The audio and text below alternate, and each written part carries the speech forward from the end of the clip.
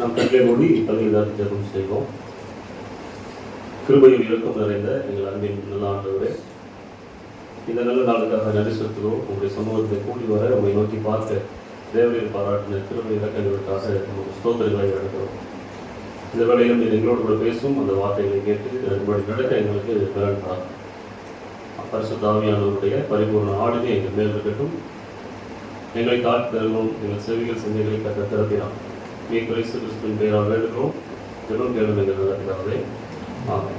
கர்த்தருடைய பரிசுத்த நாமத்துக்கு மகிமை உண்டாவதாக உங்கள் யாவருக்கும் ஆண்டவராகிய இயேசு கிறிஸ்துவின் நாமத்தில் அன்பின் வார்த்தைகளை தெரிவித்துக் கொள்கிறேன். ஏசாயா 40ஆம் அதிகாரம் 29ஆம் வசனத்தை நாம் வாசிக்க கேட்போம். ஏசாயா தீர்க்கதரிசன புஸ்தகம் 40ஆம் அதிகாரம் 29ஆம் வசனம்.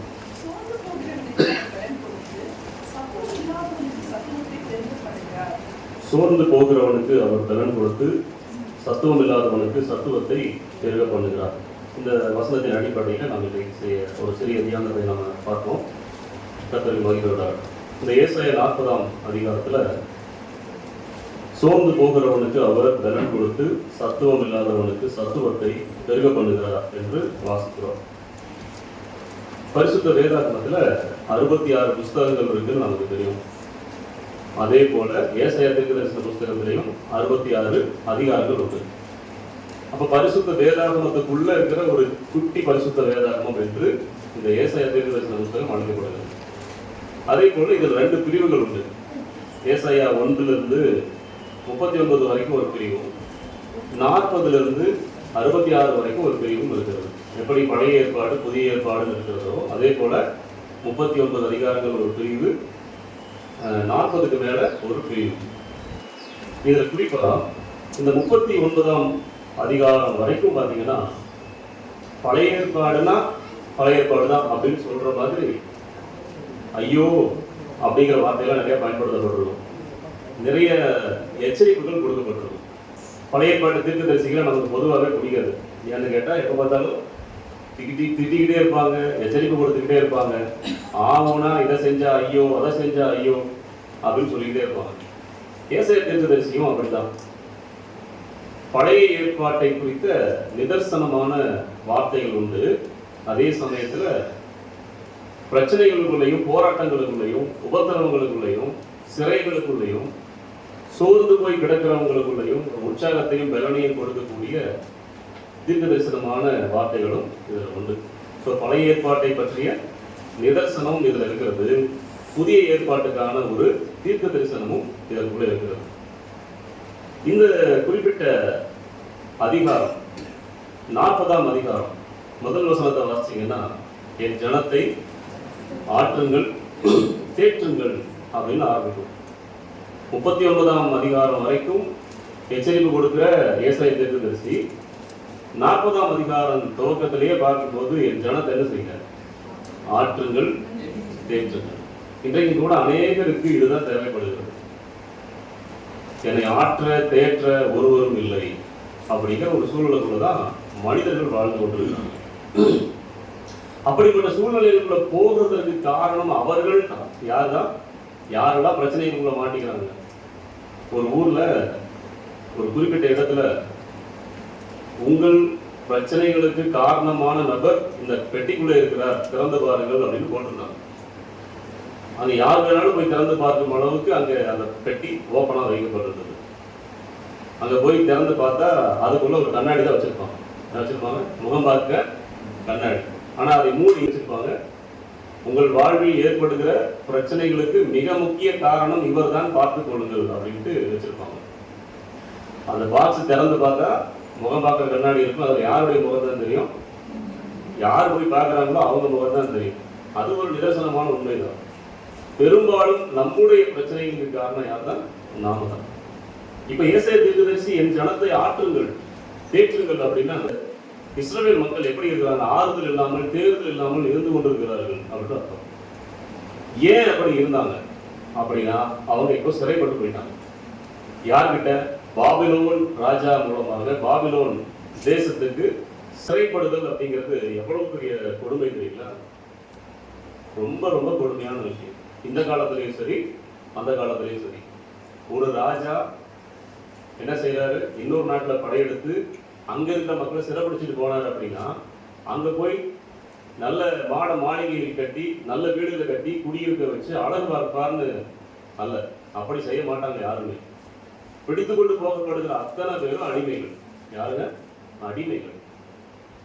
பெண்களுடைய வாழ்க்கையை நாசமாக்கிடுவாங்க, குழந்தைகளை கொன்று விடுவாங்க.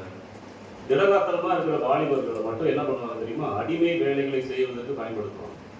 அதை நல்லா படிச்சு புத்திசாலியா இருக்கிற சிலர் மட்டும் தப்பிச்சுப்பாங்க. அவங்கள ராஜாங்க பதவிகள்ல உட்கார வச்சு பத்திரமா அடிமைகளை போலவே பார்த்துக்குவாங்க. அவங்களுக்கு தேவையானதை செஞ்சு கொடுத்துருவாங்க. அப்படி தப்பித்தவர்கள் தான் தானியேல், சாத்ராக், மேஷாக், ஆபேத்நேகோ என்கிற வாலிபர்கள். அவங்க புத்திசாலிகளா இருந்ததுனால, ஞானிகளாக இருந்ததுனால ராஜாங்க பதவிகள்ல அமர வைக்கப்பட்டார்கள். ஆனா மற்றவங்க எல்லாம் அடிமைகளாக இருந்தாங்க. எப்படிப்பட்ட அடிமைகள்? கட்டடங்களை கட்டுறதுக்கும் அரண்மனைகளை கட்டுறதுக்கும் தன்னுடைய ராஜ்யத்தை விரிவாக்குகிற பணிகள். இன்னைக்கு வடக்கு இந்தியர்கள் வந்து வேலை செஞ்சுட்டு இருக்காங்க பார்த்தீங்களா? அவங்க எல்லாம் பார்த்தா எப்படிப்பட்ட அடிமை வேலைகளை செஞ்சுட்டு இருக்காங்கன்னு பார்த்தா நமக்கு தெரியும். அப்படிப்பட்ட ஒரு அடிமை வேலைகளை இவங்களுக்காவது நல்ல உத்தியோகம் கிடைக்குது, நல்ல சம்பளம் கிடைக்குது. ஆனால் அவங்களுக்கு அதுவும் கிடைக்காது. இஸ்ரவேலர்கள் எகிப்திலே அடிமைப்படுத்தப்பட்டார்கள். அங்கே என்னதான் செஞ்சாங்க? செங்கல் சுட்டாங்க. ஆனால் செங்கல் சுடுவதற்கு எந்த ஒரு பொருளையும் அவங்க கொடுக்கல. அப்போ இவங்களே தான் போய் தேடி எடுத்து வந்து எல்லாத்தையும் செய்யணும். ஒரு கட்டத்தில் தான் அவங்க கடவுளை நோக்கி கூப்பிட ஆரம்பிச்சாங்க. ஐயோ, எங்களுக்கு விடுதலை இல்லையா? எங்களுக்கு விடுதலை இல்லையா? யாக்கோபின் தெய்வன் எங்கே? யோசேப்பின் தெய்வன் எங்கே? ஆபிரகாமின் தெய்வன் எங்கேன்னு கதற ஆரம்பிச்சாங்க. அப்படி அடிமைத்தனம் அப்படிங்கிறது, சிறைக்குள்ள இருக்கிறது அப்படிங்கிறது மிகப்பெரிய கொடுமையான விஷயம். திடீர்னு வந்து சொந்த நாடுகளுக்குள்ள இருக்கிற இந்த மக்களை பாபிலோன் ராஜா வந்து அடிமைப்படுத்தி போயிட்டார். இவ்வளவு நாள் அந்த தீர்க்கதரிசி, ஏசாயா தீர்க்கதரிசி, அதை செய்யலினா ஐயோ, இதை செஞ்ச ஐயோ அப்படின்னு எச்சரிப்பு கொடுத்துட்டு இருந்த தீர்க்கதரிசி ஜனங்கள் சிறைப்பட்டு போன பிறகு என்ன செய்யறாங்க தெரியுமா? தேவனால் ஏவப்பட்டு, கர்த்தரால் ஏவப்பட்டு ஆறுதலையும் தேர்தலையும் பேசுகிறார். நீங்களும் நானும் கூட எவ்வளவோ விதமான சிறைகள் இருக்கலாம். நம்ம அந்த காலகட்டத்தில் பார்த்த சிறை போல இல்லாவிட்டாலும் நம்முடைய சிந்தனை சிறை இருக்குது பார்த்தீங்களா? அது ரொம்ப கொடுமையான விஷயம். என்ன சிறை? நம்முடைய சிந்தனை சிறை. இந்த சிந்தனைகளுக்குள்ள மாட்டிக்கிட்டு நம்ம தவிக்கிற தவிப்பு, உதவி செய்யறதுக்கு யாரும் இல்லையே, குடும்பத்துல எவ்வளவு பிரச்சனை இருக்குது, பணத்துல எவ்வளவு பிரச்சனை இருக்குது, பிள்ளைகளுடைய வாழ்க்கையில எவ்வளவு பிரச்சனை இருக்குது, உடம்புல எவ்வளவு பிரச்சனை இருக்குது, எதிர்காலத்தை குறித்த பயத்தை குறித்த கவலை, இப்படிப்பட்ட அப்படிங்கிற சிந்தனைகளுக்குள்ள மாட்டிட்டோம்னா அதை விட மிகப்பெரிய கொடுமையான சிறை ஒண்ணுமே கிடையாது. ஆனா பரிசுத்த வேதாகமத்தை பொறுத்த வரைக்கும் தேவனாகிய கர்த்தர் நேற்றும் இன்றும் என்றும் மாறாதவர் என்று சொல்லப்படுகிற அதே போலதான் அவருடைய வார்த்தையும் நேற்றும் இன்றும் என்றும் மாறாமல் இருக்கிறது. இந்த வசனம் எழுதப்பட்டு ஆயிரக்கணக்கான ஆண்டுகள் ஆனாலும் அது இன்றைக்கும் ஜீவனோடு நம்மோடு கூட பேசுகிற தேவனுடைய வார்த்தையாக இருக்கிறது. இந்த ஏசாயா தீர்க்கதரிசன புஸ்தகத்துல மட்டும் ஆறுதல், தேர்தல் அப்படிங்கிற வார்த்தைகள் இந்த 40ஆம் அதிகாரத்துக்கு மேல அடிக்கடி வரும். நான் சொல்ற வசனங்களை மட்டும் எடுத்து வாசிக்கிறீங்களா? இந்த முதல் வசனத்தை வாசிச்சிட்டோம். 2ஆம் வசனத்தை வாசிங்க.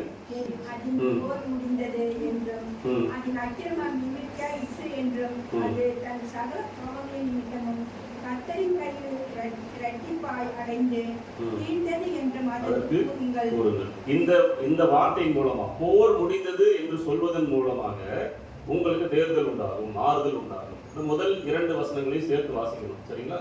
முதல் வசனத்திலே என்ன சொல்றாரு தீர்க்கதரிசி? ஆற்றுங்கள், தேற்றுங்கள். என்ன காரணம்னா, அதன் போர் முடிந்தது, அக்கிரமம் நிவர்த்தி ஆயிற்று, தன் சகல பாவங்கள் நிமித்தம் கர்த்தருடைய கையில் இரட்டிப்பாய் அடைந்து தீர்ந்தது என்று அதற்கு கூறுங்கள் என்று தேவன் சொல்லுகிறார். இதெல்லாம் முடிவுக்கு வந்துட்டதுனால ஆற்றுங்கள், தேற்றுங்கள். 49ஆம் அதிகாரம் 13ஆம் வசனத்தை வாசிங்க. பூமியை கழிவுறு, கர்த்தர் தம்முடைய ஜனத்திற்கு ஆறுதல் செய்தார். 51:3 வாசிங்க. ஏசாயா 51:3. கர்த்தர் சீயோனுக்கு ஆறுதல் செய்வார், அவர் அதன் பாழான ஸ்தலங்களை எல்லாம் தேர்தல் அடைய செய்து. அப்படியே கடைசியில பார்த்தீங்கன்னா சந்தோஷமும் மகிழ்ச்சியும் துதியும் கீத சத்தமும் அதிலே உண்டாகும் அப்படின்னு வாசிக்கிறோம். அப்படியே 51 12வது வசனத்தை வாசிங்க. நானே உங்களுக்கு ஆறுதல் செய்கிறவர். எவ்வளவு போதும். நானே உங்களுக்கு ஆறுதல் செய்கிறவர். 57:18 வாசிங்க. 57:18 அவர்கள் வழிகளை நான் பார்த்து அவர்களை குணமாக்குவேன், அவர்களை நடத்தி திரும்பவும் அவர்களுக்கும் அவர்களிலே துக்கப்படுகிறவர்களுக்கும் ஆறுதல் அளிப்பேன். அப்படியே 66:13 வாசிங்க. 66:13 ஒருவனை அவன் தாய் தேற்றுவது போல நான் உங்களை தேற்றுவேன். அடுத்த வார்த்தை சொல்லுகிறது, நீங்கள் எருசலேமிலே தேற்றப்படுவீர்கள். 61:2 வாசிங்க பார்க்கலாம். 61:2 அனைவருக்கும் ஆறுதல் செய்யும். இப்படி ஏசாயா தீர்க்கதரிசன புத்தகத்துல இந்த 40ஆம் அதிகாரத்துக்கு மேல வந்துட்டோம்னா என்னதான் தீர்க்கதரிசி மூலமா ஜனங்களுக்கு கிடைக்கிறது? ஆறுதலும் தேறுதலும். அப்ப ஆண்டவருக்கு தெரியும் எப்போ ஒரு மனிதனுக்கு ஆறுதலை கொடுக்க வேண்டும், எப்பொழுது தேறுதலை கொடுக்க வேண்டும். ஏசாயா தீர்க்கதரிசன புத்தகத்துல நிறைய வாக்குத்தத்தங்கள் இருக்கு, நிறைய வாக்குத்தத்தங்கள் இருக்கு. இந்த ஏசாயா தீர்க்கதரிசன புத்தகத்தில் இருக்கிற வாக்குத்தத்தங்கள் எல்லாமே கிட்டத்தட்ட இந்த 40ஆம் அதிகாரத்துக்கு மேல வருகிறது தான். ஆண்டவர் நம்முடைய சிறையிருப்பை பார்த்து, நாம் அடைந்து கொண்டிருக்கிற துன்பங்களை துயரங்களை பார்த்து சும்மா இருக்கிறவர். நல்லா புரிஞ்சுக்கணும். நாம் அடைகிற துன்பங்களையும் துயரங்களையும் உபத்திரவங்களையும் நாம் அடைகிற கண்ணீர்களையும் பார்த்து சும்மா இருக்கிறவர் அல்ல. எப்படி ஏசாயா தீர்க்கதரிசி மூலமாக தம்முடைய ஜனங்களுக்கு துயரப்படுகிற நேரத்திலே ஆறுதலான வார்த்தைகளை கொடுத்தாரோ, அதே போல நம்மோடு கூட ஆறுதலையும் தேர்தலையும் பேசுகிறவர் தான் நம்முடைய ஆண்டவர். இப்ப ஏசாயா தீர்க்கதரிசி பாபிலோன் தேசத்துல சிறைப்பட்டு கிடக்கிற மனிதர்களுக்கு என் ஜனத்தை ஆற்றுங்கள், என் ஜனத்தை தேற்றுங்கள்னு சொல்றான்னு வச்சுக்கோங்க. அவங்களுடைய சிறை இருப்பு உடனே மாறிடுச்சா அப்படின்னா நிச்சயமாக கிடையாது, நிச்சயமா இல்லை. கொஞ்ச நாள் கழிச்சுதான் மாறிச்சு. ஆனாலும் அந்த சிறையிருப்புக்கு நடுவே இருக்கிற மக்களுக்கு அன்றைய தேவை, அப்போதைய தேவை என்ன தெரியுங்களா? ஒரு நம்பிக்கை. என்ன சொல்லுங்க? ஒரு நம்பிக்கை. என்ன நம்பிக்கை? இந்த சிறையிருப்பிலிருந்து தேவன் என்னை மாற்றுவார். அல்லேலூயா. இந்த பிரச்சனையிலிருந்து, இந்த போராட்டத்திலிருந்து கர்த்தர் என்னை மாற்றுவார், கர்த்தர் என்னை விடுவிப்பார் அப்படிங்கிற நம்பிக்கை அந்த மனிதனுக்கு, அந்த மனுஷிக்கு, அந்த சிறையிருப்பிலே தவித்துக் கொண்டிருக்கிற குடும்பத்துக்கு அவசியம்னு ஆண்டவருக்கு தெரியும். அதனாலதான் சிறையிருப்பு உடனடியாக மாறுகிறதோ இல்லையோ, தேவன் அதற்கு முன்பாகவே தன்னுடைய வார்த்தை தீர்க்கதரிசி மூலமாக அனுப்புகிறார். என் ஜனத்தை ஆற்றுங்கள், தேற்றுங்கள். ஏன் இந்த வசனத்தை ஆண்டவர் இன்றைக்கு கொடுக்கிறார்? ஏசாயா புத்தகத்தில் அந்த 40:29 சோர்ந்து போகிறவனுக்கு அவர் பலன் கொடுத்து. ஏன் இந்த வார்த்தை அந்த ஜனங்களுக்கு முக்கியம்? சோர்ந்து போகிறவனுக்கு பலன் கொடுத்து. ஏற்கனவே சொல்லிட்டாரு, என் ஜனத்தை ஆற்றுங்கள், தேற்றுங்கள், போர் முடிஞ்சது, அக்கிரமம் நிவர்த்தி ஆயிடுச்சு, இதெல்லாம் முடிவுக்கு வந்துட்டதுனால உங்களுக்கு ஆறுதலும் தேர்தலும் உண்டாகும்னு சொல்லுகிற தீர்க்கதரிசி ஏன் கடைசியில என்ன சொல்றாரு? சோர்ந்து போகிறவனுக்கு பலன் கொடுத்து சத்துவம் இல்லாதவனுக்கு சத்துவத்தை பெருக பண்ணுகிறார். ஏன் இந்த வார்த்தை சொல்லணும் அப்படின்னா, நிறைய வேளைகள்ல நம்மை வார்த்தைகள் சந்திக்கிறது, தேவனுடைய வார்த்தைகள் சந்திக்கிறது. தீர்க்கதரிசியும் சொல்லுகிறார். ஆனா ஜனங்களுக்குள்ள என்ன தெரியுமா? ஒவ்வொரு நாளும் இந்த வார்த்தைகளை கேட்கிறோம், ஆனா என்னுடைய பிரச்சனை மாறின மாதிரி இல்லையே. ஒவ்வொரு நாளும் கடவுளுடைய வார்த்தையை கேட்கிறோம், ஒவ்வொரு நாளும் கடவுளுடைய சமூகத்துல உட்கார்ந்து ஜெபிக்கிறோம், ஆனா என்னுடைய போராட்டமோ என்னுடைய சிறையிருப்போ மாறின மாதிரி தெரியலையே அப்படின்னு சொல்லிட்டு அந்த எதிர்பார்ப்புக்கு நடுவிலேயே வாழும் போது இருதயம் எப்படி ஆகுது? சோர்ந்து போகிறது, சோர்ந்து போகிறது. அப்ப ஆண்டவருக்கு தெரியும், நான் இந்த வார்த்தைகளை சொல்லிக்கிட்டே இருக்கிறதுனால நீ சோர்ந்து போகிற, அதனால என்ன செய்யாத? சோர்ந்து போக. இப்படிதான் அந்த ஜனங்களுக்கு சொன்ன ஆண்டவர் நமக்கும் சொல்லுகிறார். நம்ம எந்த ஒரு குறிப்பிட்ட காரியத்திலையும் என்ன ஆகிவிடக்கூடாது? சோர்ந்து போய்விடக்கூடாது. சோர்வு வந்துருச்சு. சோர்வுனா அந்த சோம்பேறித்தனத்தை பத்தி பேசலாம். மனம் சலித்து போயிடுவோம் இல்லைங்களா? சில விஷயங்களுக்கு குறித்து மனம் சலித்து போவோம் இல்லையா? அதுக்கு பேர் தான் சோர்வு. சோர்ந்து போகிறவனுக்கு யார் என்ன செய்கிறாராம்? பலன் கொடுத்து, அவர் பலன் கொடுத்து சத்துவம் இல்லாதவனுக்கு சத்துவத்தை பெருகச் செய்யும். முதல்ல ஆற்றுங்கள், தேற்றுங்கள். இந்த கடைசி பகுதிக்கு வரும்போது சோர்ந்து போகிறவனுக்கு பலன், சத்துவம் இல்லாதவனுக்கு சத்துவம். கடைசி வசனத்தை வாசிச்சு பார்த்தீங்கன்னா, கர்த்தருக்கு காத்திருக்கிறவர்களோ புது பலன் அடைந்து கழுகுகளை போல செட்டைகளை எடுத்து எழுதுவார்கள், அவர்கள் ஓடினாலும் விளைப்படையார்கள், நடந்தாலும் சோர்ந்து போகிறார். எவ்வளவு அழகா இந்த அதிகாரத்தை முடிக்கிறார் பாருங்க. இப்படி முடிக்கிறதுக்கு முன்னால என்ன தெரியுங்களா? தீர்க்கதரிசி சொல்றாரு, ஏதோ பழைய ஏற்பாட்டுல நடந்து விட்ட விஷயங்களை எல்லாம் சொல்லி அவர் என்ன செய்யலன்னா அவங்களை ஆறுதல் படுத்தல, தேர்தல் படுத்தல. ஆண்டவராகிய இயேசு கிறிஸ்துவை பற்றிய தீர்க்க தரிசனத்தை சொல்லி ஆறுதல் படுத்துகிறார். ஆண்டவராகிய இயேசு கிறிஸ்துவை பற்றிய தீர்க்க தரிசனத்தை சொல்லி தேர்தல் படுத்துகிறார். ஆண்டவராகிய இயேசு கிறிஸ்துவை பற்றிய தீர்க்க தரிசனத்தை சொல்லி சோர்ந்து போகாதீங்க, கர்த்தர் பலன் கொடுப்பார். சத்துவம் இல்லாம போகாதீங்க, கர்த்தர் சத்துவத்தை பெருக பண்ணுவார். நீங்கள் ஓட வேண்டி இருக்கும், நீங்கள் நடக்க வேண்டி இருக்கும். ஆனா ஓடினாலும் சோர்வடைய மாட்டீங்க, நடந்தாலும் களைப்படைய மாட்டீங்க. கழுகுகளை போல செட்டைகளை அடித்து எழும்புவீர்கள் அப்படின்னு சொல்லிட்டு உற்சாகமான வார்த்தைகளை கொடுக்கிறார். இந்த காலை வேளையிலே தேவனாகிய கர்த்தர் அவருடைய சமூகத்துக்கு வந்திருக்கிற நமக்கும் உற்சாகமான வார்த்தைகளை கொடுக்கிறார்.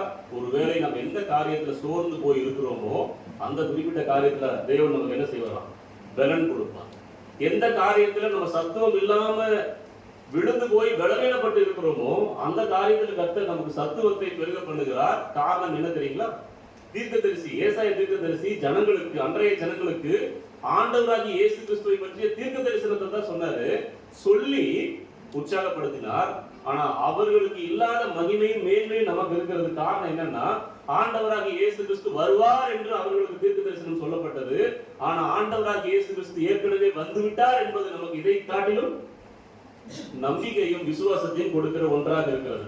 எடுத்தவங்க வாசிங்க, ஏசாயா 40:5 வாசிங்க. கர்த்தரின் மகிமை வெளியரங்கமாகும், மாம்சமான யாவும் அதை ஏகமாய் காணும், கர்த்தரின் வாக்கு அதை உரைத்தது என்று வனாந்தரத்திலே கூப்பிடுகிற சத்தம் உண்டாய். இந்த வசனம் யாரை குறிக்கிறது தெரியுங்களா? கர்த்தருடைய மகிமைன்னு ஆண்டவராகிய இயேசு கிறிஸ்துவுக்கு வழியை ஆயத்த பண்ண போகிற யோவான் வருவார். அதற்கு பின்பு ஆண்டவராகிய இயேசு கிறிஸ்து வருவார். இது அப்படியே யோவான் நிருபத்துல நம்ம யோவான் நற்செய்தியில உள்ள பார்க்க முடியும். அதே போல 10வது வசனத்தை வாசிங்க. இதோ கர்த்தராகிய ஆண்டவர் பராக்கிரமசாலியாக வருவார், அவர் தமது புயத்தினால் அரசாளுவார். இதோ அவர் அளிக்கும் பலன் அவரோட கூட வருகிறது, அவர் கொடுக்கும் பிரதிபலன் அவருடைய முகத்துக்கு முன்பாக செல்லுகிறது. இது எதை பற்றிய தீர்க்க தரிசனம்?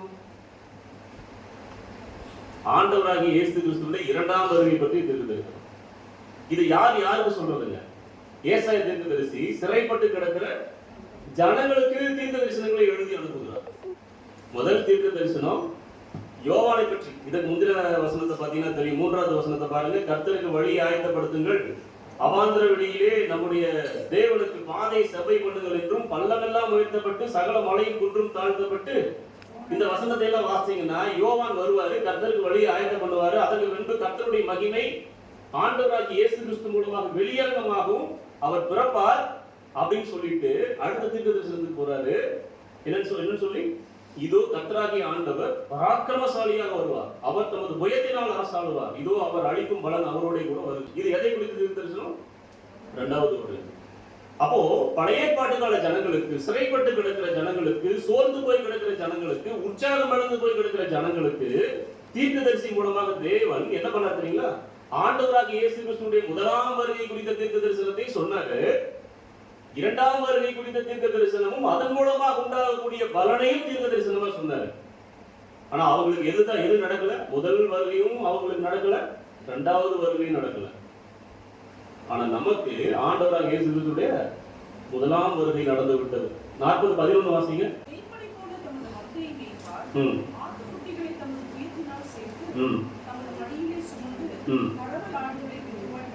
ரைட்.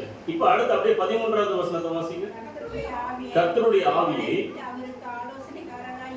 அவருக்கு ஆலோசனைக்காரராய் இருந்து அவருக்கு போதித்தவன் யார்? இப்ப பாருங்க, ஆண்டவராகிய இயேசு கிறிஸ்துவின் முதலாம் வருகை, இரண்டாம் வருகை, ஆவியானவருடைய நடத்துதல், இது எல்லாத்தையுமே தீர்க்கதரிசி சொல்லியிருக்காரு. ஆனா அவங்க அந்த மூன்றையுமே பார்க்கலாம். எதை பார்க்கல? ஆண்டவராகிய இயேசு கிறிஸ்துவின் முதலாம் வருகையும் பார்க்கல, ஆவியானவருடைய வழிநடத்துதலையும் பார்க்கல, இரண்டாம் வருகை வேணா அவங்க பார்க்கலாம். நமக்கு ஆண்டவர் என்ன பண்ணியிருக்கிறாருன்னா, இயேசு கிறிஸ்துவின் முதலாம் வருகை பிறப்பின் பண்டிகை நம்ம கொண்டாடுறோமோ, அவர் நமக்காக பிறந்தார், மரித்தார், உயிரோடு கூட எழுந்தார், மீண்டும் வரப்போகிறார். விசுவாச அறிக்கையில் நம்ம அறிக்கை செய்யற அத்தனை காரியங்களும் நடக்குது வருகை தவிர. அதுக்கு மட்டும் நம்ம காத்திருக்கிறோம். இப்ப இதன் மூலம் ஆண்டவர் நமக்கு கற்றுத் தருகிற காரியம் என்ன அப்படின்னா, சோர்ந்து போய் கிடக்கும் போது கர்த்தருடைய வார்த்தையை கொண்டு மட்டும்தான் நாம் நம்மை பலப்படுத்திக் கொள்ள வேண்டும். நாம் பலவீனப்பட்டு இருக்கும் போது கர்த்தருடைய வார்த்தையை கொண்டு மட்டும்தான் நம்மை பலப்படுத்திக் கொள்ள வேண்டும்.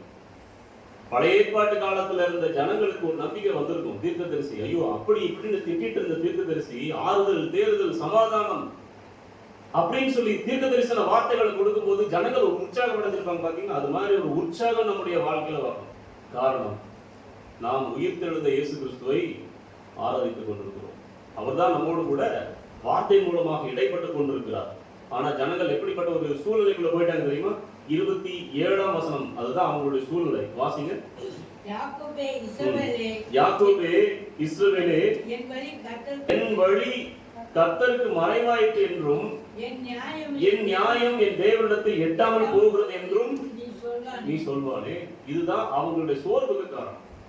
இதுதான் அவங்களுடைய சத்துவம் இல்லாம பலவீனப்பட்டு போனதுக்கு காரணம். எல்லா ஜனங்களும், குறிப்பா ஒருத்தர் மட்டும் பத்தி அந்த தீர்க்கதரிசி சொல்லல. இது ஏக மனதாக அப்படின்னு சொல்லுவாங்க பாத்தீங்களா? அது மாதிரி மொத்தமா இருந்த இஸ்ரவேல் மக்களுடைய மனதின் கூக்குரல் எப்படி இருந்தது தெரியுங்களா? அவங்க என்ன சொல்ல ஆரம்பிச்சிட்டாங்க? என் வழி கர்த்தருக்கு மறைவாயிற்று என்றும் என் நியாயம் தேவனிடத்தில் எட்டாமல் போகிறது என்றும் நீ சொல்வானே. நீ அப்படின்னு அந்த ஒரே ஒருமை வார்த்தையில சொல்லப்பட்டாலும் அது மொத்த இஸ்ரவேல் கூட்டத்தையும் பற்றி சொல்ல. ஒட்டுமொத்த மனதின் குரலாக என்ன தெரியுங்களா வருது? ஆண்டவருடைய ஜெபத்தை கேட்கறதே இல்லைங்க, என் நியாயங்கள் ஈடுபடுறதே இல்லை. அந்த ஒட்டுமொத்த சபைக்கும் தான் கர்த்தருடைய வார்த்தை வந்தது. இப்படி எல்லாம் சொல்லிட்டு இருக்கிறீங்களா? தேவன் எப்படிப்பட்டவர் தெரியுமா? பூமியின் கடையாந்தரங்களை சிருஷ்டித்த கர்த்தராகிய அனாதி தேவன் சோர்ந்து போவதும் இல்லை, இளைப்படைவதும் இல்லை. இதை நீ அறியாயோ? இந்த சோர்ந்து போவதும் இல்லை, இளைப்படைவதும் இல்லை அப்படின்னா அதுக்கு என்ன அர்த்தம் தெரியுங்களா? ஆண்டவர் சோர்ந்து போகிறது கிடையாது, இளைப்படைகிறது கிடையாது. இது என்னங்க நியாயம்? ஆண்டவர் சோர்ந்து போகிறது இல்லை, இளைப்படைகிறது இல்லை, அதனால நீ சோர்ந்து போகாதேன்னு சொல்றதுல ஒரு லாஜிக் கூட இருக்காது. ஆனா இதுக்குள்ள இருக்கிற அர்த்தம் என்ன தெரியுங்களா? இஸ்ரவேலே, என் நியாயம் கர்த்தரிடத்துல எடுபடுறது இல்ல, அவர் மறந்துட்டாருல நீ யோசிச்சுட்டு இருக்கிறியா? இல்ல, அவர் சோர்ந்து போகிறதும் இல்லை, இளைப்படைகிறதும் இல்லை. எதுல தெரியுமா? உன்னை குறித்து தேவன் வைத்திருக்கிற திட்டங்களை நிறைவேற்றும் வரைக்கும் அவர் சோர்ந்து போகிறது கிடையாது, இளைப்படைகிறது கிடையாது அப்படின்னு சொல்லிட்டு, இதை நீ கேட்டது இல்லையோ? அவருடைய புத்தி ஆராய்ந்து முடியாது. ஆகவே என்ன தெரியுமா நடக்கணும்? சோர்ந்து போகிறவனுக்கு அவர் என்ன செய்யறாரு? பலன் கொடுத்து சத்துவம் இல்லாதவனுக்கு சத்துவத்தை பெருக பண்ணுது. அப்போ பலவீனப்பட்டு சோர்ந்து போய் கிடக்கிற ஜனங்களுக்கு தீர்க்கதரிசியின் மூலமாக பிதாவாகிய தேவன் அவர்களுடைய சோர்வை எடுத்து போட, சத்துவம் இல்லாத அந்த தன்மையை எடுத்து போட பிதாவாகிய தேவன் பயன்படுத்திய ஒரு காரியம் ஆண்டவராகிய இயேசு கிறிஸ்து. அதான் மறந்து போயிடுவாங்க. இப்படி நிறைய மனிதர்கள் பரிசுத்த வேதாகமத்தில் இருக்கிறாங்க. ஆண்டவராகிய இயேசு கிறிஸ்துவை நினைவு கூர்ந்து தங்களை பலப்படுத்தி கொண்டவர்கள் இருக்கிறாங்க. அப்படி ஒரு உதாரணத்தை நம்ம பார்த்துருவோம். யோபு 19 எடுங்க. சரி, என் மீட்பர் உயிரோடு இருக்கிறார் என்றும் அப்படின்னு வாசிக்கிறோம். இந்த வார்த்தை சொன்னது யாருங்க? அப்ப யோபு எந்த நிலைமையில இருந்தார்? எந்த நிலைமையில யோபு இருந்தார் சொல்லுங்க. ஒட்டுமொத்தமா ரொம்ப மோசமான நிலைமையில இருந்தாரு அப்படின்னு. அப்ப யோபு பட்ட அத்தனை உபத்திரவங்கள் பாடுகள்லையும் பார்த்தா ஒரு மனிதன் படக்கூடாதுன்னு நினைக்கிற அத்தனை பாடுகளும் யோபுக்குள்ள இருந்துச்சு. நான் சொல்றது புரியுது உங்களுக்கு? இப்ப எங்கிட்ட ஒரு பிரச்சனை இருக்குன்னு வச்சுக்கோங்க, என் உடம்புல ஒரு பிரச்சனை இருக்குன்னு வச்சுக்கோங்க, அந்த பிரச்சனை யோபுகிட்டே இருக்கும். என் குடும்பத்துல ஒரு பிரச்சனை இருக்குன்னு வச்சுக்கோங்க, என் குடும்பத்துல ஒரு இழப்பு இருக்குன்னு வச்சுக்கோங்க, அது யாருகிட்ட இருக்கும்? யோபுகிட்டே இருக்கும். நம்ம தனித்தனியா அனுபவிக்கிற ஒவ்வொரு பிரச்சனைகளையும் அந்த ஒரு மனுஷன் ஒட்டுமொத்தமா அனுபவிச்சார். தலைவலிக்குதுங்க அப்படின்னு உட்காரன்னு வச்சுக்கோங்க. யோபுடைய நிலையை நான் சிந்திச்சு பார்த்தேன்னா, இந்த தலைவலி எல்லாம் ஒரு பொருட்டா? காய்ச்சல் 4 நாளா படுத்துட்டு இருக்கிற, யாரையும் வந்து என்ன விசாரிக்கல அப்படின்னு ஒரு துக்கத்துல துன்பத்துல படுத்துட்டு இருக்கிறோம்னு வச்சுக்கோங்க. யோபு நினைச்சு பார்த்தா, ஏய் நான் அனுபவிக்கிற இந்த வேதனை அந்த வேதனையோட கொஞ்சமாவது கம்பேர் பண்ண முடியுமா? நிச்சயமா கம்பேர் பண்ணவே முடியாது. அப்ப அந்த யோபு என்ன செஞ்சார்? தன்னை ஆறுதல் படுத்திக் கொள்ள, தன்னை தேர்தல் படுத்திக் கொள்ள என்ன செஞ்சாரு அப்படிங்கிறதுக்கான சாட்சி தான் இந்த வசனம். சாட்சி சொல்லுங்கன்னு வந்தா நம்ம என்ன சாட்சி சொல்லுவோம்? ஆண்டவர் என் தேவைகளை சந்தித்தார், ஆண்டவர் எனக்கு கடன் ஆயிடுச்சு, கடனை கட்ட உதவி செஞ்சார், முடிஞ்சேன், இடுப்பு சுருக்கிடுச்சு, 4 நாளா வழி கர்த்தர் தீர்த்து வைத்தார், இதெல்லாம் நம்ம சாட்சி சொல்லுவோம். எது தெரியுங்க உண்மையான சாட்சி? இந்த உலகத்துல வாழவே முடியாதுங்கிற ஒரு சூழல் வரும்போது கூட கர்த்தர் எனக்காக இருக்கிறார் அப்படின்னு நிக்கிறது தான் சாட்சி. அப்படி நின்னவர் தான் யோபு. ஆனா அவர் தன்னை திடப்படுத்திக் கொள்ளவும் பலப்படுத்திக் கொள்ளவும் ஒரு வார்த்தை உற்சாகமா சொல்றாரு. என்ன சொல்றாரு? என் மீட்பர் உயிரோடு இருக்கிறார் என்றும் அவர் கடைசி நாளில் பூமியின் மேல் நிற்பார் என்றும் நான் அறிந்திருக்கிறேன். இதுல 2 விஷயம் இருக்கு. ஒண்ணு நிகழ்காலத்தை சொல்லுகிற விஷயம், இன்னொன்னு எதிர்காலத்தை சொல்லுகிற விஷயம். நிகழ்காலத்தை குறித்து அவர் என்ன சொல்றாரு அப்படின்னா, தன் பாடுகள் பிரச்சனைகள் எல்லாம் பாக்குறாரு. யோபு புஸ்தகத்துல மட்டும் மோசேயினுடைய பிரமாணங்கள்ல இருக்கிற விஷயங்கள் இதுல முன்கூட்டியே இருக்கும் யோபு புஸ்தகத்துல. அதை பத்தி நான் இன்னொரு நாள் பார்ப்போம். மீட்பர் அப்படிங்கிற விஷயம், இந்த மீட்பர் அப்படிங்கிறதுக்கான எபிரேய வார்த்தை கால் அப்படிங்கிறது. என்னன்னு சொல்லுங்க? கால் அல்லது கோயல். இந்த 2 பதங்களை பயன்படுத்துவாங்க, கால் அல்லது கோயல். இந்த மீட்பர் யார் அப்படின்னா, நம்ம நேரடியா ரூத் புஸ்தகத்துக்கு வந்தோம்னா நகோமி, ரூத் இவங்கெல்லாம் பிறகு அவங்களை மீட்கிற மீட்பராக செயல்பட்டவர் யாருன்னா அவங்க உறவின் முறையானாகிய போவாஸ். அவங்களுடைய நம்பிக்கை என்ன? ஆண்டவர் ஏற்படுத்தி வைத்த மோசையின் பிரமாணத்தின் மூலமாக ஏற்படுத்தி வைத்த ஒரு விசேஷித்த காரியம், ஒரு குடும்பம் பலவீனப்பட்டு போயிடுச்சுன்னா, கடன் பட்டுருச்சு அப்படின்னா, இருக்கிற எல்லாவற்றையும் இழந்து விட்டது அப்படின்னா, அவங்களுக்கு ரத்த சம்பந்தமான ஒரு சொந்தக்காரர் இருப்பான். அவனுக்கு பேர் உறவின் முறையான், மீட்பர்னு பேர். அதுக்கு பேர் என்னன்னு சொல்லுங்க? மீட்பர். அப்படின்னா விடுவிக்கிறவர் அப்படின்னு அர்த்தம். எதிலிருந்து?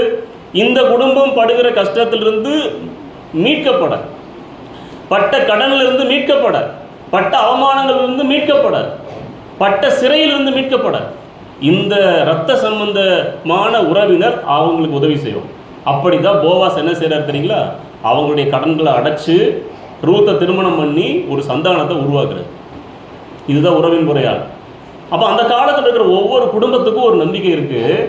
நாங்கள் ஒரு வேளை பலவீனப்பட்டு போயிட்டா, கடன்பட்டு போயிட்டா, கஷ்டப்பட்டு போயிட்டா, இந்த உலகத்தில் வாழவே முடியாதுங்கிற ஒரு சூழ்நிலைக்குள்ளே போயிட்டாலும் என் ரத்த சம்பந்தமான சொந்தக்காரன் வந்து நிற்பாண்டா, அந்த மீட்பர் வந்து நிற்பாண்டா அப்படின்னு சொல்லிட்டு அவங்க என்ன பண்ணுவாங்க தெரியுமா?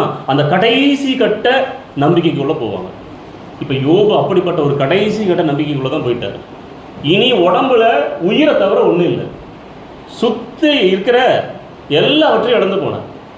குடும்பத்தை இழந்து போனார், சொத்து பத்துக்களை இழந்து போனார், உடல் நலத்தை இழந்து போனார், எல்லாத்தையும் இழந்து போய் கடைசி கட்ட ஒரு நிலைமைக்கு வந்தாலும் அவருக்கு ஒரு நம்பிக்கை இருந்துச்சு.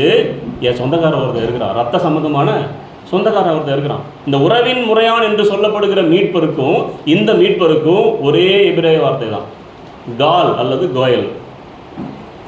அப்போ கடைசி கட்ட நம்பிக்கை என்னதான்? என் மீட்பர் இருக்கிறார். அவர் சொல்றாரு பாருங்க, கடைசி நாளில் பூமியில் மேல் நிற்பார். என்ன அர்த்தம்? கடைசி நாள் என்ன அர்த்தம்?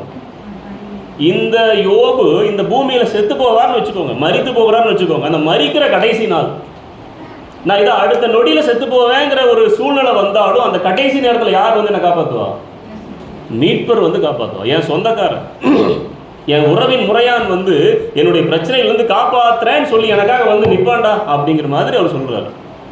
அதுதான் நிகழ்கால நம்பிக்கை. அவருடைய எதிர்கால நம்பிக்கை என்ன தெரியுங்களா? அதுக்குள்ள ஒரு தீர்க்க தரிசனம் ஒளிஞ்சிருக்குது. என்ன சொல்றாரு? அவர் கடைசி நாளில் பூமியில் மேல் நிற்பார் என்றும் நான் அறிந்திருக்கிறேன். இந்த என் தோள் முதலானவை அழுகி போன பின்பு நான் என் மாம்சத்திலிருந்து யாரை பார்ப்பேன்? தேவனை பார்ப்பேன். இது யாரை பற்றி அறிக்கை செய்கிறார் தெரியுங்களா? மீட்பராகிய இயேசு கிறிஸ்துவை குறித்து அறிக்கை செய்கிறார். யோபுவுக்கும் ஆண்டவராகிய இயேசு கிறிஸ்துவுக்கும் என்ன சம்பந்தம் இருக்குது அப்படின்னா, அந்த சம்பந்தத்தை தான் பிதாவாகிய தேவன் ஒவ்வொரு மனுஷனுக்குள்ளே ஏற்படுத்த துடித்து கொண்டிருக்கிறார். ஆண்டவராகிய இயேசு கிறிஸ்து உங்களில் பிறக்கும் அளவும் நான் கர்ப்ப வேதனைப்படுகிறேன் அப்படின்னு பவுல் எழுதுறாரு. அப்போ ஒரு ஊழியக்காரருடைய முக்கியமான வேலை என்ன தெரியுங்களா? தன்னுடைய தாளந்துகளை கொண்டு போய் ஜனங்களுக்குள்ள அப்படி ஜனங்க முன்னாடி அப்படியே பந்தா பண்ணி பேசிட்டு வருகிற காரியம் இல்லை. ஒவ்வொருத்தருக்குள்ளேயும் ஆண்டவராகிய இயேசு கிறிஸ்துவை குறித்து விதைக்க வேண்டும். அதுதான் முக்கியமான காரியம். அவர் வந்தார் என்ன சொன்னார், இவர் வந்தார் என்ன சொன்னார், அந்த விஷயமெல்லாம் கிடையாது. ஆண்டவராகிய இயேசு கிறிஸ்துவை குறித்து ஜனங்களுக்குள்ளே விதைக்கப்பட்டதா அப்படிங்கிறது தான் முக்கியம். பழைய ஏற்பாட்டு காலத்திலிருந்து அதுதான் நடந்துட்டு இருந்துச்சு. தீர்க்கதரிசிகள் மறைவான முறையிலே, ரகசியமான முறையிலே கிறிஸ்துவை விதைத்துக் கொண்டிருந்தார்கள். இந்த 40ஆம் அதிகாரம் முழுக்க ஆண்டவராகிய இயேசு கிறிஸ்துவனுடைய பிறப்பு, ஊழியம், வருகை, நியாய தீர்ப்பின் நாளிலே உண்டாகக்கூடிய பலன் இதைத்தான் தீர்க்க தரிசனமாக சொல்லியிருந்தாங்க. இன்றைக்கும் திருச்சபைக்கு இதுதான் தேவை. ஒரு பிரசங்க பீடத்தில் ஒரு சர்ச்சில் எழுதி வச்சுருந்தாங்களாம், தயவு செய்து இயேசு கிறிஸ்துவை பிரசங்கியுங்கள், எங்களுக்கு அவர்தான் தேவை அப்படின்னு எழுதி வச்சுருந்தாங்க. எல்லா சபைகளுக்கும் அதுதான் தேவை, எல்லா மனுஷங்களுக்கும் அதுதான் தேவை. இப்போ யோபு இனி அடுத்த நாள் நான் உயிரோடு இருப்பேனா இல்லையா என்று சொல்லி தெரியாத நிலையிலும் தன்னை திடப்படுத்தி கொள்ள என் மீட்பர் உயிரோடு இருக்கிறார் அப்படின்னு சொன்னார். நீங்கள் ஏசாயா தீர்க்க தரிசன புஸ்தகத்தில் உன் மீட்பர் உரைக்கிறார், உன் மீட்பர் உரைக்கிறார் நிறைய வசனங்கள் இந்த 40ஆம் அதிகாரத்துக்கு மேலே பார்க்க முடியும். எப்படி என்ன உரைக்கிறார்? இஸ்ரவேலின் கர்த்தராகிய உன் மீட்பர் உரைக்கிறார். நீங்கள் இன்னைக்கு போய் 40ஆம் அதிகாரத்துக்கு மேலே வாசிச்சு பாருங்க. அந்த மீட்பர் உரைக்கிறார், மீட்பர் உரைக்கிறார்னு தீர்க்கதரிசி ஏன் சொன்னார் தெரியுமா? இஸ்ரவேல் ஜனங்கள் சிறைப்பட்டு கிடந்த போது இப்படி தான் நினச்சிக்கிட்டாங்க, எங்கள் வாழ்க்கை இப்படி சிறையிலேயே முடிஞ்சு போயிடும், எங்கள் வாழ்க்கை பாபிலோன் தேசத்திலேயே முடிஞ்சு போயிடும், எங்கள் வாழ்க்கை இந்த இருக்கிற பிரச்சனையிலேயே முடிஞ்சு போயிடும் அப்படின்ட்டு உட்காந்துட்டு இருந்தாங்க. ஆனால் தீர்க்கதரிசி நம்பிக்கை கொடுத்தாரு, உங்கள் வாழ்க்கை முடிய போகிற ஒரு கண்டிஷனுக்கே வந்துட்டாலும் சரி, உனக்காக உன் சொந்தக்காரன் போல உன்னுடைய உறவின் முறையானாக தேவனே வந்து நிற்பார். அதனால தான் எழுதினார், உன் மீட்பர் உரைக்கிறார். அப்படி தீர்க்கதரிசி எழுதினார், உன் மீட்பர் உரைக்கிறார், இப்படி உன் மீட்பர் உரைக்கிறார். நகோமி இழந்த காரியங்களை பாருங்க, ரூத் இழந்த காரியங்களை பாருங்க. அவங்களுக்கு ஒரு கடைசி கட்ட நம்பிக்கை இருந்துச்சு. என்ன நம்பிக்கை? எங்கள் உறவின் முறையாக ஒருத்தர் இருக்கிறான், நீ என்ன பண்ணு, அந்த வயலுக்கு போ, போவாசுடைய வயலுக்கு போ. நீ மற்ற வயலுக்கு போகிறத காட்டிலும் எந்த வயலுக்கு போ? போவாஸ் வயலுக்கு போ. அவன் உறவின் முறையான். அந்த உறவின் முறையான் ரொம்ப நல்ல மனிதன். எப்படிப்பட்டவன் தெரியுமா? ஏழைகளும் திக்கற்றவர்களும் சாப்பிடுவதற்கு அறுவடை காலத்தில் கோதுமைகள் சிந்திடுவோம். அறுவடை செய்யும்போது கோதுமைகள் சிந்தும், அதை வழிச்சு எடுக்கக்கூடாது. அது ஆண்டவருடைய பிரமாணம், மோசையின் பிரமாணம். சிந்துகிறதை ஏழைகளுக்கும் பரதேசிகளுக்கும் விட்டுவிட வேண்டும். இந்த ரூத் அதை பொறுக்கி எடுத்துகிட்டு வந்து தன் மாமியாரை போசிக்கலான்னு போகிறாங்க. அப்போ போவா சொல்கிறாரு, யார் அந்த பொண்ணு கேட்டால் அதை பற்றி சொல்கிறாங்க, அவளை தடை பண்ணாதீங்க, தேவைப்பட்ட என்ன பண்ணட்டும், அறுவடை செஞ்சுருக்கிறதுல கூட எடுத்து கொடுங்க, சிந்தப்பட்டதை மட்டும் இல்லை, அறுவடை செய்து வைத்திருக்கிற மூட்டை கட்டி கொண்டு போய் கிடங்களை போடுறீங்கள அதை கூட கொஞ்சம் கொடுங்கிறார். அவ்வளவு நல்ல மனிதன். அவங்க சூழ்நிலைகளை பார்த்துட்டு இவங்களுக்காக நான் நிற்க வேண்டும் என்று நின்று அந்த வாழ்வை கனப்படுத்தினவர் தான் போவாஸ். அந்த போவாஸ் ஆண்டவராக இயேசு கிறிஸ்துவுக்கு ஒரு முன்னடையாளமாக இருந்தார். இன்றைக்கும் நீங்கள் ஒரு காரியத்தை மறந்து போயிட வேண்டாம், என் வாழ்க்கையில் இனி நடப்பதற்கு ஒன்றும் இல்லை அப்படிங்கிற ஒரு சூழ்நிலைக்கு வந்துட்டாலும் அந்த ஜனங்களுக்கு ஆண்டவர் சொன்னார் பாருங்க, உன் மீட்பர் உரைக்கிறார்னு. ரட்சகர் இயேசு கிறிஸ்து மீட்பர் நமக்காக இருக்கிறார் அப்படிங்கிறது நமக்கு ஒரு முடிவான நம்பிக்கை. எதை குறித்து தெரியுமா நம்ம தைரியமாக இருக்கணும்? ஆண்டவராகிய இயேசு கிறிஸ்துவனுடைய வருகை பற்றி நம்ம தைரியமாக இருக்கணும். அந்த ஜனங்கள் எல்லாருமே எதிர்பார்த்தாங்க. எகிப்தில் அடிமைகளாக இருந்த ஜனங்கள் எல்லாருமே என்ன எதிர்பார்த்தாங்க தெரியுமா? எங்களை மீட்டு எடுக்கக்கூடிய ஒரு மீட்பர் வர வேண்டும் என்று எதிர்பார்த்தாங்க. கர்த்தர் மோசேயை அனுப்பினார். எப்பப்பெல்லாம் ஜனங்கள் பிரச்சனைகளுக்குள்ள போனாங்களோ அப்பப்பெல்லாம் கர்த்தர் சில தீர்க்கதரிசிகளை எழுப்பினார், சில நியாயாதிபதிகளை எழுப்பினார், சில ரட்சகர்களை எழுப்பினார். ஆனால் உங்களுக்கும் எனக்கும் கொடுக்கப்பட்டிருக்கிற அந்த மீட்பர் அந்த மற்ற மனிதர்களைப் போல அல்ல. நல்லா புரிஞ்சுக்கோங்க. அரைகுறையாக எல்லாவற்றையும் நடத்துகிறவர் அல்ல. அவர் நமக்காக ரத்தம் சிந்தி உயிரை கொடுத்த மீட்பர். அவருடைய வருகையை நீங்களும் நானும் ஆவலோடு எதிர்பார்க்கிறவர்களாக இருந்தால் இந்த உலகத்தில் வருகிற நாம் அனுபவிக்கிற பிரச்சனைகள், போராட்டங்கள் இதெல்லாம் ஒன்றும் இல்லைன்னு சொல்லித்தோம். இவ்விதமான விபரீதங்களை சகித்து அவரையே நினைத்து கொள்ளுங்கள் அப்படின்னு பரிசுத்த வேதாகமத்தில் வாசிக்கிறோம். 2 கொரிந்தியர் எழுதுங்க. 2 கொரிந்தியர் நிருபத்தில் 4ஆம் அதிகாரம் 8ஆம் வசனத்தை வாசிங்க. 2 கொரிந்தியர். நாங்கள் எப்பக்கத்திலும் நெருக்கப்பட்டும் ஒடுங்கி போகிறதில்லை, கலக்கம் அடைந்தும் மன முறிவடைகிறதில்லை அப்படின்னு பவுல் சொல்றாரு. அதுக்கப்புறம் விசுவாசத்தை பற்றி பேசிட்டு மறுபடியும் 16வது வசனத்துக்கு வாங்க. ஆனபடியினாலே நாங்கள் சோர்ந்து போகிறதில்லை, எங்கள் புறம்பான மனுஷனானது அழிந்தும் உள்ளான மனுஷனானது நாளுக்கு நாள் புதிதாக்கப்படுகிறது அப்படின்னு அழகா அப்போஸ்தலனாகிய பவுல் சொல்லிக் கொடுத்தார். இதுதான் நமக்கும் தேவை. ஆனபடினாலே நாங்கள் சோர்ந்து போகிறதில்லை, எப்பக்கத்தில் நெருக்கப்பட்டும் ஒடுங்கி போகிறதில்லை, கலக்கம் அடைந்தும் மனமுறிவடைகிறதில்லை. காரணம் என்ன தெரியுமா? நாங்கள் அவர் மேல் வைத்த நம்பிக்கை, விசுவாசம் எங்களுக்குள்ளே பெருகி கொண்டே இருக்கிறது. அப்போ உபத்திரவங்கள் வரும்போது, கஷ்டங்கள் வரும்போது, துன்பங்கள் வரும்போது, பலவீனங்கள் வரும்போது, மற்றவர்களுடைய வார்த்தைகள் நம்மை குத்தி காயப்படுத்தும் போது நாம் நினைவு கூற வேண்டியதெல்லாம் ஒன்றே ஒன்று: ஆண்டவராகிய இயேசு கிறிஸ்து என்னும் மீட்பர் எங்களுக்காக உயிரோடு இருக்கிறார். நான் வாழ்வினுடைய கடைசி விளிம்புக்கு வந்துவிட்டாலும் எனக்காக அவர் நிற்பார்.